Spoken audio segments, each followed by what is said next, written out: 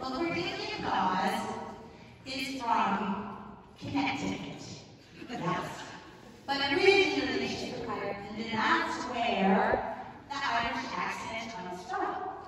Now, Mrs. Claus has many sisters. Some are from Germany, some are from Poland, some are from France. And each sister comes with an accent. And it's wonderful when we can exercise our imaginations and think about the wonders of the Christmas season. We think about the wonders of the Advent season and the liturgical season. But what's fun is imagination for our children and our grandchildren and ourselves too. But where this all came about, actually, for Mrs. Cordelia Claus to come and tell a story today is Mrs. Claus, Annabelle, who we don't hear too much from because she's so darn busy helping Santa. She got a letter one day from a 17-year-old girl who had an epiphany about Christmas. And the 17-year-old girl actually wrote it about 50 years later, 45 years later, whatever it was, about her experience. And so I'd like to read you that story that a girl named Anne from Charleston, Anne with an E, like Anne of Green Gables with an E, sent to Mrs. Claus a few years back. She wrote, about 11 years ago, and I'll do it in her voice. About 11 years ago, my boss at the Foundation Fighting Violence made a profound comment about a draft letter for year-end gifts. Written in December to inspire contributions for retinal disease research, the letter was missing an essential word, yet.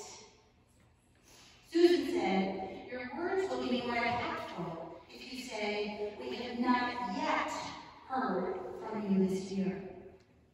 FFB's tagline was, the cure is in sight, and it makes me think it's almost here, but not yet.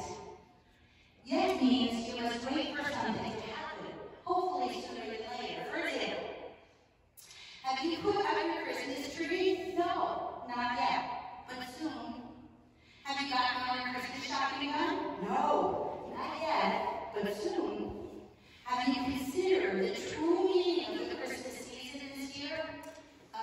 No, not yet, but I promise I will after I finish shopping, decorating, baking, and sending Christmas cards. The last question is intended to turn your attention to Advent. Will you please take a minute and consider the definition below, and then read my Christmas Epiphany Kmart story. So beginning the church's liturgical year, Advent, from advenire in Latin, for to come to, is a season encompassing the 4 Sundays and weekdays leading up to the celebration of Christmas. And then the definition goes on. So I learned, this is Anne with an E, I learned the true meaning of Christmas and Christmas Eve when I was 17 years old. It was a bitter, frigid day in upstate New York, snowing like crazy.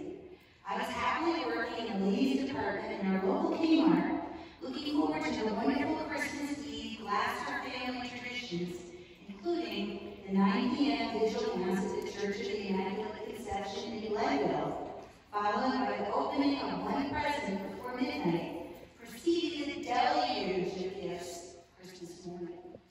We were blessed, and quite frankly, my 2 brothers and I were selfish. Never did my brothers and I truly consider people less fortunate.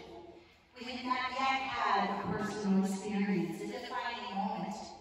My perspective, profound appreciation for my parents, and phenomenal good fortune grew exponentially that Christmas Eve.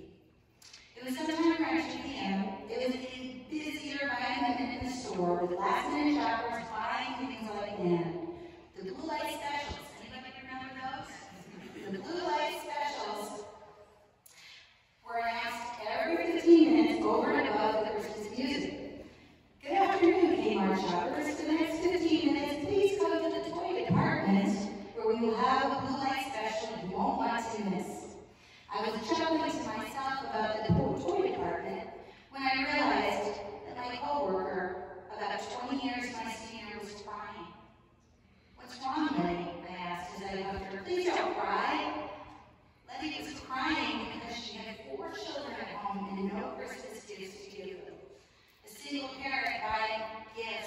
hourly wage of $2.10 was not in the budget. I was horrified, incredulous, and determined to help. I don't recall how the department manager heard of Letty's plight, but it was likely from one of our tight-knit group of co-workers. Orchestrated within the hour by a wonderful store manager, a collection, unbeknownst to Letty's, was taking place among the store employees. I called home a stockroom payphone. Remember those? Remember those? Anybody? My father answered my urgent call. There's someone in trouble at work, and they need you to please help. I told him the story and hung up. We never discussed what he and my mother gave to the collection that afternoon, but I will never forget that they came to the rescue of someone in need immediately and no doubt generously. That Christmas Eve night at Mass, I thought about Letty and her children. I thought about the goodness, all the goodness and kindness in that Kmart that year. Letty wondered if there would be a Christmas miracle for herself and her family. By mid-afternoon Christmas Eve, she must have thought, not yet, but maybe. There was hope. There's always hope. If you haven't yet shared a Christmas Kmart kind of story, your story, with your family, try it. Please share it. It could be your greatest gift to your loved ones this year. Remember, the operative word yet is a gift of hope. Imagine the Blessed Virgin Mary and her husband Joseph trying to find a place to spend the night on Christmas Eve.